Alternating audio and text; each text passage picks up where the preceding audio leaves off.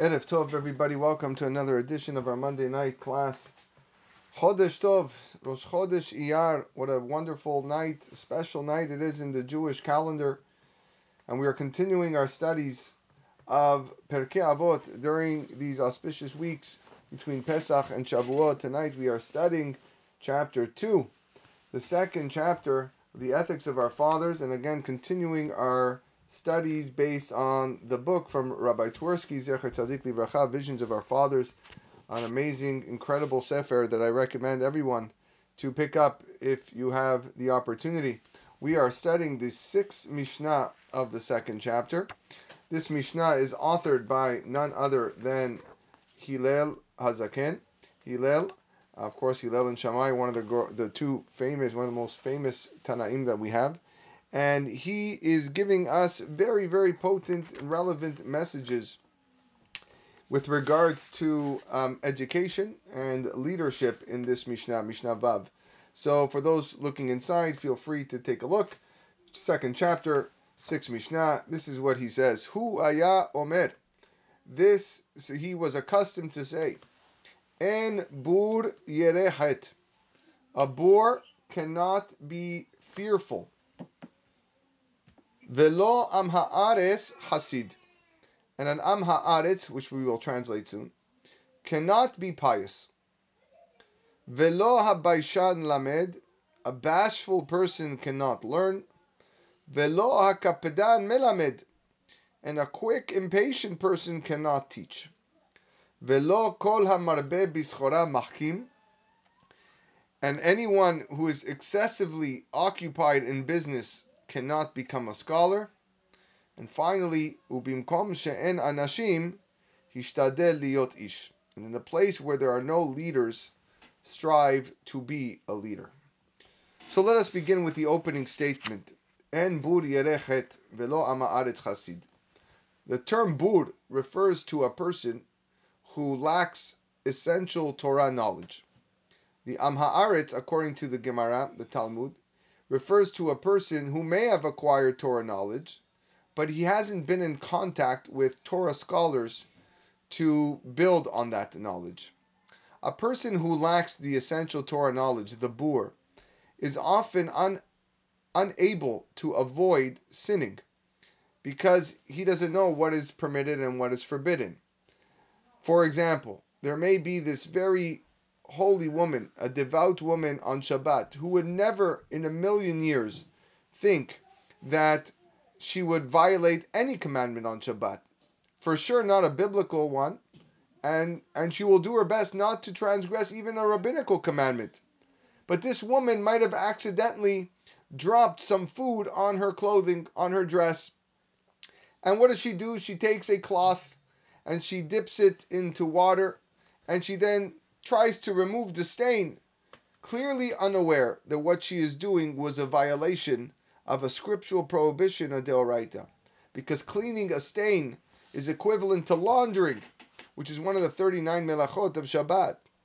A person who is knowledgeable in halacha would not, of course, be subject to that mistake.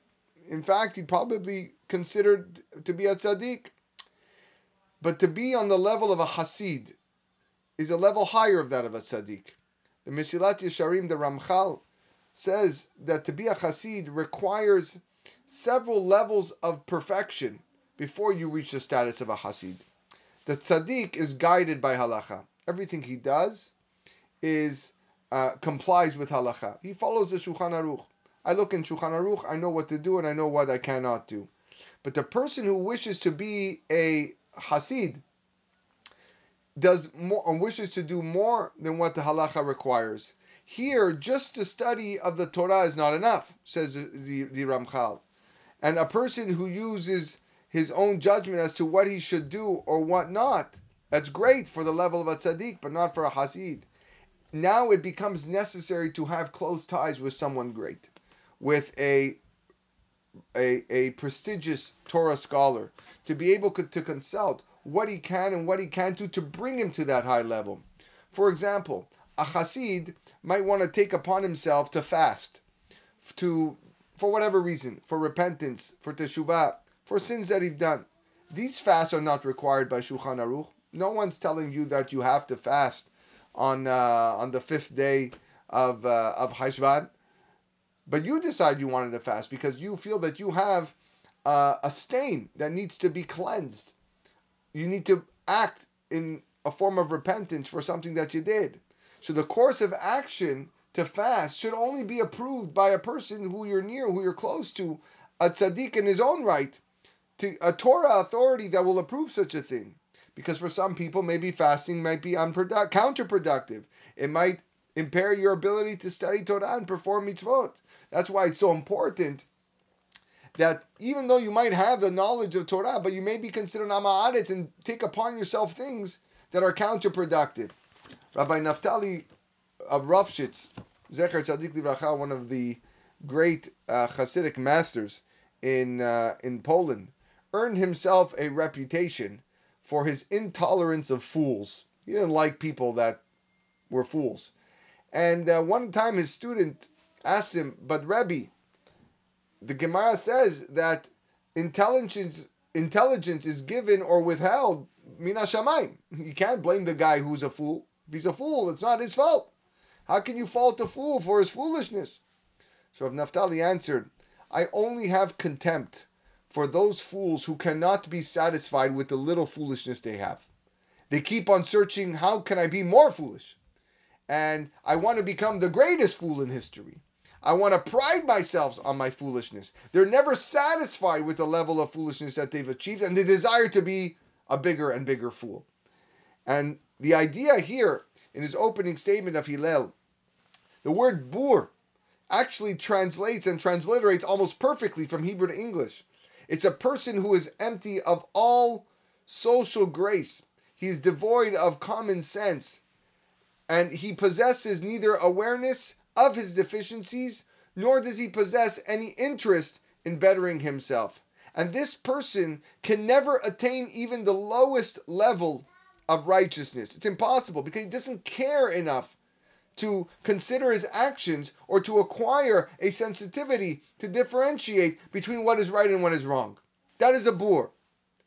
Our Mishnah is not talking about people who have limited intelligence. A person who is blessed with simple chokhmah, nothing really great. Okay, he can still live his life as a decent citizen. That's fine. What makes him a bur is a person who fails to seek out and develop the innate ability that he has or talent in every human being to become somebody. It's like a field that is left fallow, that is left unworked, unproductive. He exerts no effort to discover what life's about, to develop his potential, and he wastes his life away. He makes nothing of himself. He contributes nothing to the world, not even enabling himself to discern, the ability to discern what is right and what is wrong. And the Am Haaretz, by contrast, the Am Haaretz could be a good person, he could be sincere, could be productive, could be a contributing member to society, maybe, but if he lacks the education himself, if he denies himself the study of the fundamental human values that is learned through Jewish tradition by joining yourself with a Talmid Chacham, someone to guide you on the right path, he will never achieve piety. He will never be pious. That is the level, like we said, that transcends that of tzidkut. You don't have to become a scholar of great chokhmah, great distinction, but you have to commit yourself to a process of learning and bettering yourself continuously, constantly realizing that we always have more and more to learn, and constantly evaluate our thoughts and our actions. That is the first statement of Hillel in this Mishnah. Then he goes on to say, Velo ha-baishan lamed, velo ha-kapdan melamed. A bashful person cannot learn, and a quick, impatient person cannot teach. Every character trait, we've mentioned this before, may be constructive when put to good use, even when it may seem undesirable. It is commendable for a person to be modest. Then we have busha. Busha is shyness, which is also a form of modesty, can be considered praiseworthy. However, there is a shyness, there is a trait of busha that when it's misguided could be detrimental to a person. And the Mishnah here says, Velo habaishan lamed, that shyness has the ability to interfere with a person's learning. And as a result, he remains in an ignorant state, unable to absorb important material. A person who is too shy to ask his teacher or his rabbi or his instructor a clearer explanation of what concept he's being taught, then he'll never grow. He'll never gain in knowledge. This often happens to people that have low self-esteem, who are defensive, they're cautious, they're afraid to say something stupid, so they would rather remain quiet. And although it's perfectly legitimate for a person to ask clarification questions, the person with an ego that is fragile, that is broken, he's going to hesitate to do so. And therefore he's going to remain ignorant of important data. And this ignorance may lead him to choose things in life that are erroneous. The Gemara is never afraid to ask questions, inquiry questions, of simple questions. My Tama, what's the reason for this? I don't know. Please explain to me. Mr. Rabbi Gemara, Rabbi so-and-so, you said this law, you said this statement. I want to know, what are you talking about over here? I'm curious. I'm unsure. What are the circumstances of the case? There are so many times the Gemara clearly wants to know about the item. Not always is the Talmud asking an objection or contradicting. There are many times where that happens and there's a strong kusha. But many, many times it's just inquiring about the subject matter. It's part of life and you can't be shy about it. If the scholars in the Talmud were ready to ask and open themselves because they want to know more, so why should we be any different? Experience is the most effective teacher, and we learn the best by correcting the mistakes that we make through experience. And in fact, the Gemara in Masechet Gitin says that a person doesn't truly grasp a halacha until he has made a mistake in its interpretation and he's corrected. And we have to realize that failure is always a possibility. And yes, it's unpleasant. Yes, nobody wants it. Nobody wants to experience failure, but it should not be seen as devastating. A person with low self-esteem, however, he feels that failure makes him inadequate, incompetent, unable to grow, and he may not venture to try new things and experiment with new ideas and new learnings, and that because it may result in failure. And this attitude, what ends up happening as a result is that he remains in a stagnant life. He never advances beyond what is considered status quo. It's like the escalator never going up. It's just constantly like this. And this is the undesirable shyness that a person can have, which hampers a person's growth. The kapdan, velo kapdan melamed, could be described as the person or the teacher that demands perfection. And he's very, very short and quick to get angry with a person who is imperfect or exhibits any form of mistake. And this could be good if kept within boundaries. It may be constructive. No one's saying otherwise. When a person strives for perfection and he feels dissatisfied when he makes a mistake, that's okay. There's nothing wrong with that. Strive for perfection. But when you're too meticulous or you take it to an extreme, as is with all other midot, it becomes destructive and can harm a person's growth, especially a student. You know, while being intolerant to imperfection does have its benefits, it's beneficial. But again, if taken to an extreme, it's harmful, especially when directed towards others. All the more so, alachad kama vekama, when dealing with a teacher towards a student. An irascible teacher may stifle the child's desire to learn, to seek clarification on things. And as a result, he's unable now to transmit any learning from teacher to student because he's so upset with the student who's making the mistake. It's quite likely that this kapdan, maybe he has low self-esteem. The teacher has low self-esteem because as the instructor, if the instructor has a fragile ego, then he can interpret the student's question of clarification as what? I didn't explain it properly? You're saying I'm incompetent? You think I'm not a good teacher? And therefore, people with poor self-esteem are prone to interpret many things that lead to negative reflections on themselves. And that's a problem. Many of us grew up hearing the statement that there's no such thing as a stupid question. Probably heard that before. The wisdom of that statement actually gives us tremendous insight both on the learning and the teaching. When you look at the shy person, the bashful person, one who's unwilling to admit when he doesn't know, you can't learn successfully. Hillel reminds us that learning is not something that is passive. To learn means to be an active participant, to be an active listener, to ask thoughtful questions, to raise objections, suggest creative answers. A passive person who just wants his teacher to do the job of learning for him will never succeed as a student. And like we said, the teacher who cannot afford to lose patience, a teacher who finds himself losing patience with students, who may be a little bit slow to understand, either by giving them the answers or by rebuking them for not understanding it the first time, this is a problem. Shlomo HaMelech tells us, Chanoch nanar al pi darko. Teach every student according to his way. The patient teacher needs to find the way that his student will succeed. And everyone's got their own unique way of learning. Everyone's got their own way to absorb material. And it's up to the teacher to reach the student's mind and the student's heart, or he will keep on searching on his own and not find it. So it's the teacher's got to make that happen. And as uncomfortable as this thought might make us think, is that most teaching actually takes place in the house, in the home.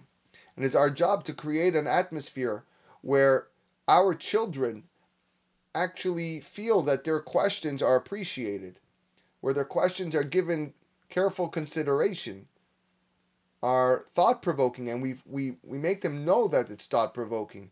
And our answers are answered thoughtfully. And that's how parents teach their own children to become successful students. By raising children to become successful students, then parents give them the best chance of growing into successful adults. So how do we answer our children when they ask us questions? Oh, that's just the way it is. Or you know the answer, but you're just too lazy to give them the proper answer. Answer them like you would an adult, but in a lower way. There's nothing wrong with that, with giving them a high-end answer in simple terms.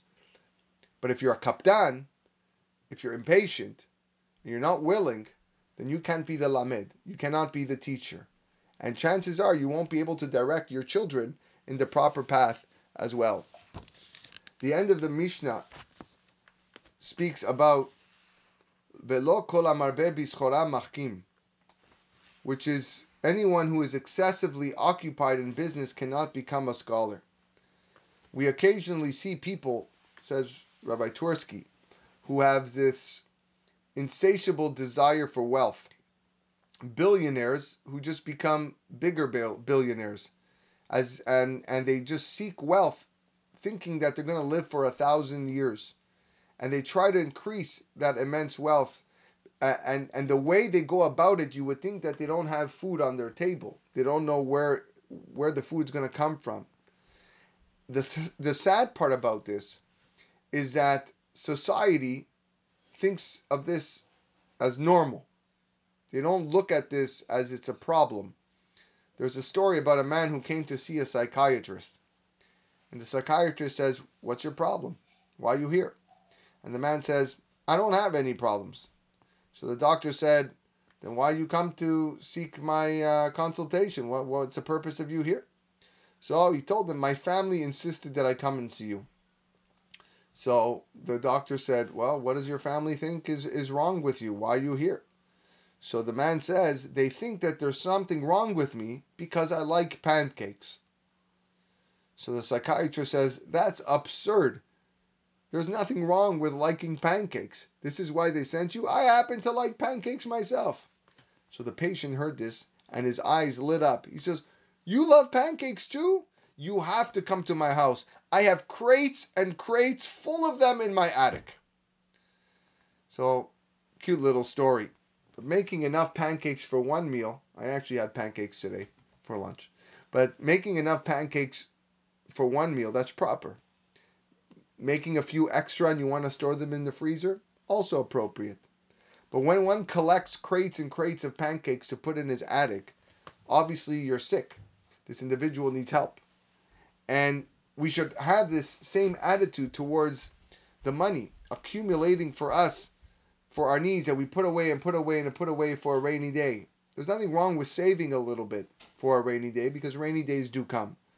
But if money becomes the end in itself, if one continues to amass more wealth, more than he can ever use, it's like as foolish as collecting pancakes in your attic.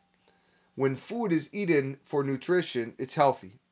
If you eat excessively beyond what the body needs, the food is serving now a different function. And then the food becomes like a drug for the overeater.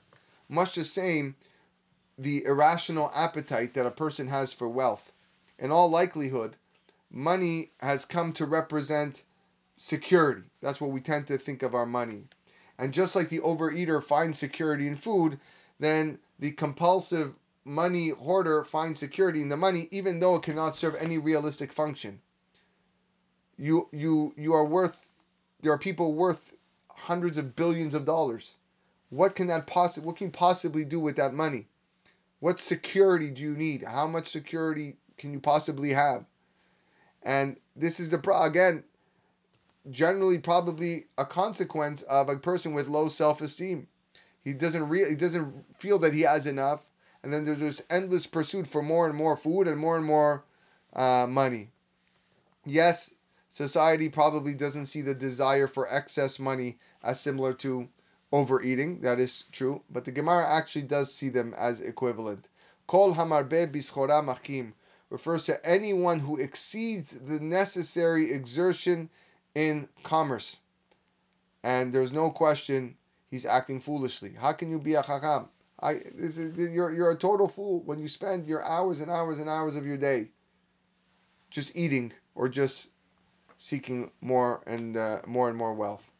Last but not least, he says, Hillel, probably one of his most famous lines, Ubimkom she'en anashim hishtadel liot ish.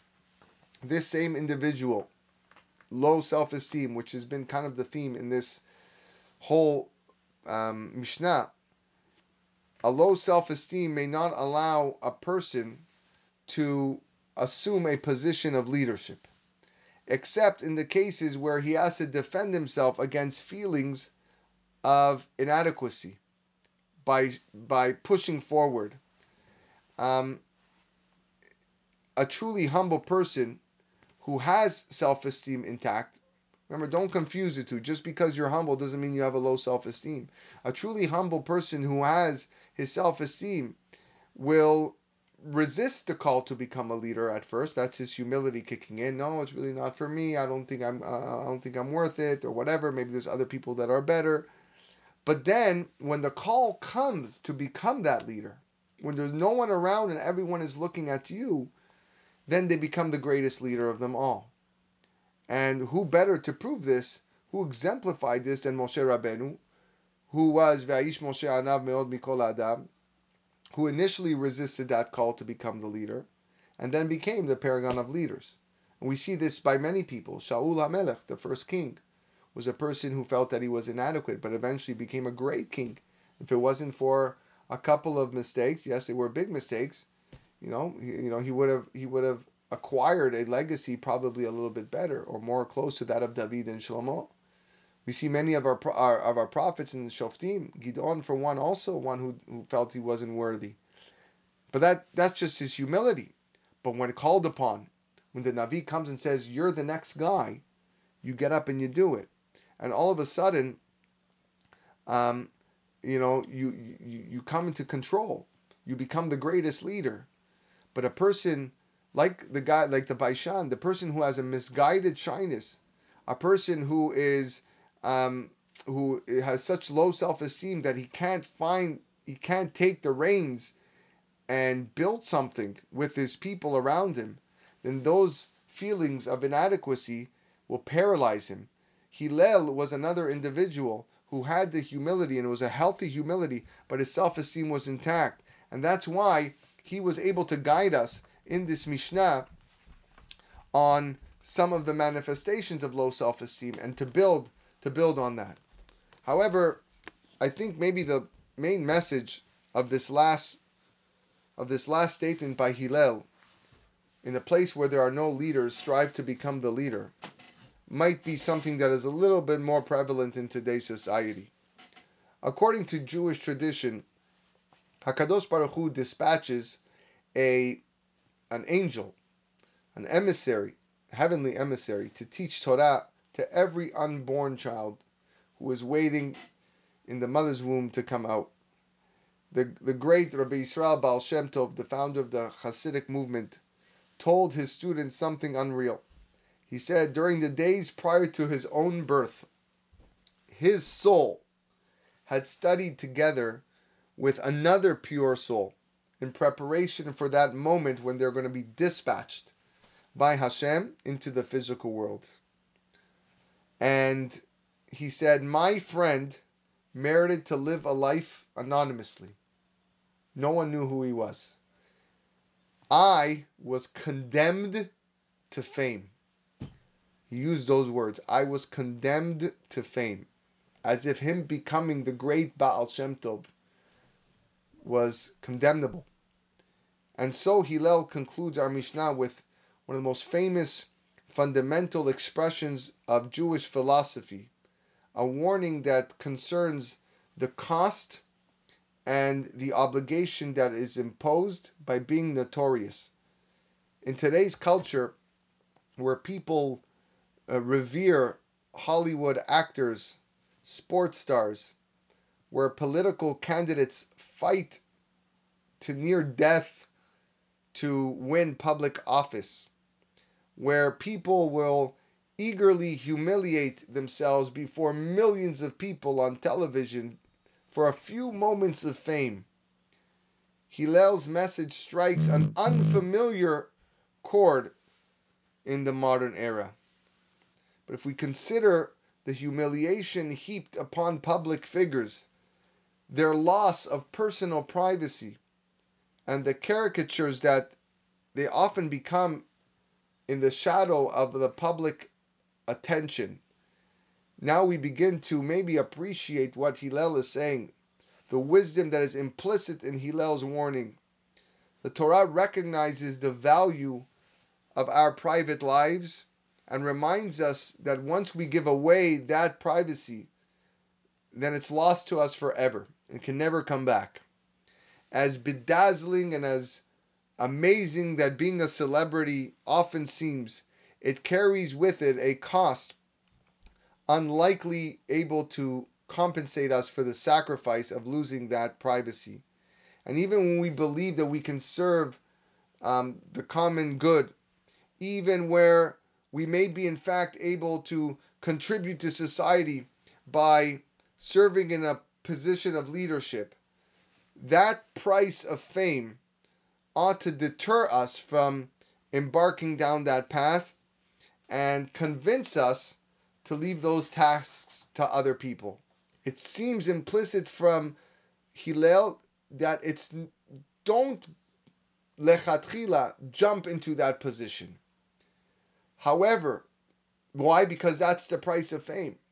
However, bimkom she'en anashim. However, if there is no one to indeed pick up that mantle of leadership, if no one is willing to fill a position or tackle a job, then not only are we encouraged to take that role, we are obligated to do our best and rise to the occasion. And that is the complexity of Hillel's message over here. Although we should never seek to place ourselves in the public eye, yet at the same time, neither are we free to hide from it when the public calls on us to help and to be that leader. Do not labor to attain a spot in the limelight where all the lights are shining down on you. Don't strive to be there. Why? Because the cost is great.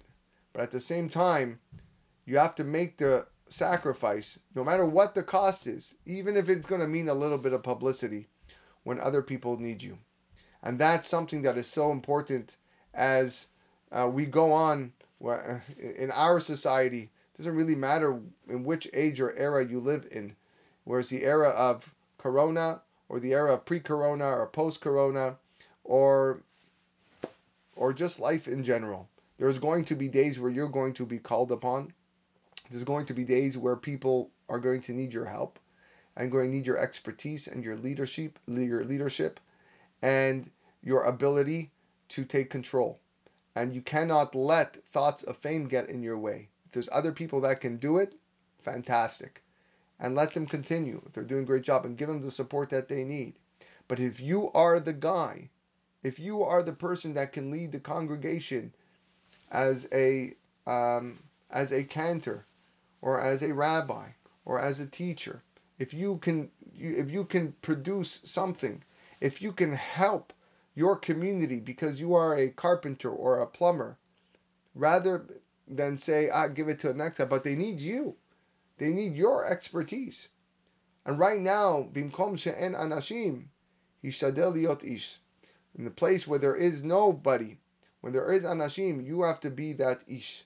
But at the same time, you have to do it with humility. Don't seek the limelight. That's why the word ish is used. The ish Moshe anav me'od, as we mentioned. Whenever ish is used, it corresponds to humility. Be that person. Take that role of leadership. Make a difference in the world.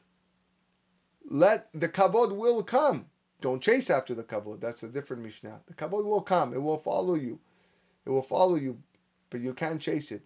You be that person. You make a difference. You change the world to a better place, for a better place.